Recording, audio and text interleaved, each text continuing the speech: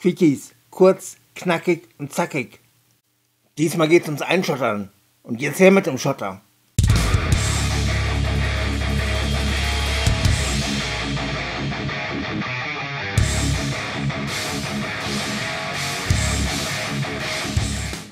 Wieder so ein Thema, das ich vorbereiten muss. Ich habe nichts mehr zum Einschottern. Zumindest nicht auf meine Anlagen. Eine Sache kann ich aber zeigen an der Anlage, und das ist bei Weichen. Da muss man sehr vorsichtig sein. Wenn bewegliche Teile eingeklebt werden, dann war's das mit der Beweglichkeit. Also, wenig Schotter auftragen und den Schotter mit dem Pinsel so positionieren, dass er nicht mit den beweglichen Teilen in Berührung kommt. So, aber jetzt erstmal zur Resteverwertung.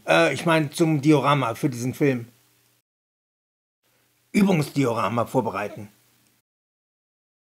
Die Körnung vom Schotter ist zu grob für die Bundesbahn, aber für Industriebahnen passt's. Naja, wie gesagt, Resteverwertung. Hier ist ein Lenz R1 Originalgleis, weder schön noch selten, also modifizieren. Kleiner Trennschleifer und Schutzbrille sind ganz sinnvoll, es geht aber auch mit dem Teppichmesser. So, hier ist das Gleis nach der Prozedur. Einen Steg hatte ich übersehen, aber der kam auch noch raus. Den Radius kann man jetzt so lassen oder man biegt ihn etwa auf bis auf R10, das geht auch. Das Gleis sieht jetzt recht filigran aus, Schienen und kleine Eisen werden jetzt in Lederbraun eingekleckst. Ach ja, die Schwellen wurden vor Entfernen der Stege unter den Schienen angefasst. Die Schwellen müssen also sowieso eingefärbt werden. Also wenn die Schwellen in Umbra eingefärbt werden, aufpasse. So, und jetzt Butter bei die Fisch. Ein Stück 40 mm dickes Styrodur wurde so zurechtgeschnitten, dass das Gleis drauf passt. Die Schwelle sind nicht mehr ganz frisch, also werden sie langsam ein bisschen grau. Also muss man halt die frisch gestrichenen Schwellen grau granieren. Jetzt die Stelle schwarz machen, wo das Gleis hin soll. Es soll ja kein Grün durchschimmern. So, jetzt geht's an den Graben. Aber nicht Schützengraben, sondern Wassergraben.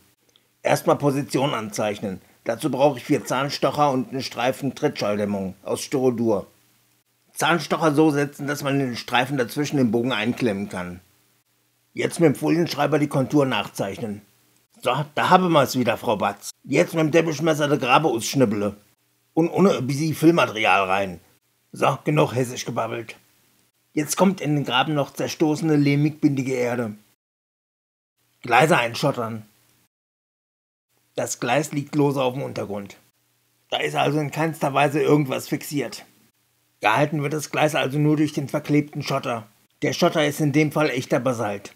Ganz rechts wurde der Basalt mit dem üblichen Gemisch verklebt. Das heißt Wasser, Weißleim, Spüli. Das Ergebnis: der Basalt bleibt auch nach Stunden schwarz. Links ist nicht verklebter Basalt, der ist grau. So in etwa sollte der verklebte Basalt auch aussehen.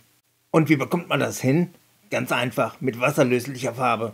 Durch den Farbanteil werden die Poren vom Basalt nicht verklebt und er kann austrocknen, dann wird er wieder grau. Noch ein Tipp: ältere Farben verlieren scheinbar die Eigenschaft, die Poren offen zu halten. Also erstmal ausprobieren, ob es klappt mit dem Poren offen halten. Wie man sieht, ist der Basaltschotter grau, aber halt nicht nur der Basaltschotter. Schienen und Schwellen müssen stellenweise nachgearbeitet werden. Wer das vermeiden will, muss halt einfach sorgfältiger arbeiten. Ich habe zum Auftragen von dem Kleber eine Spritze verwendet. Eine Pipette wäre sinnvoller gewesen.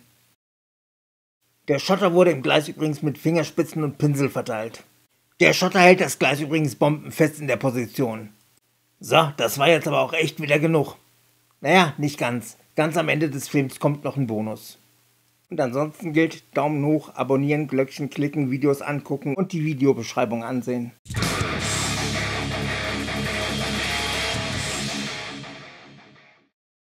Tipp am Ende des Films: Um das Gleis zu entfernen, muss man nur den Schotter wieder nass machen. Nach einer gewissen Wartezeit löst sich der Kleber wieder auf und man kann das Gleis ganz einfach entfernen. Auch der Schotter ist wieder verwendbar, aber er braucht eine gewisse Aufbereitung, weil manche Teilchen doch etwas zusammenkleben. So ist zumindest meine praktische Erfahrung mit Basaltschotter oder mit Sand.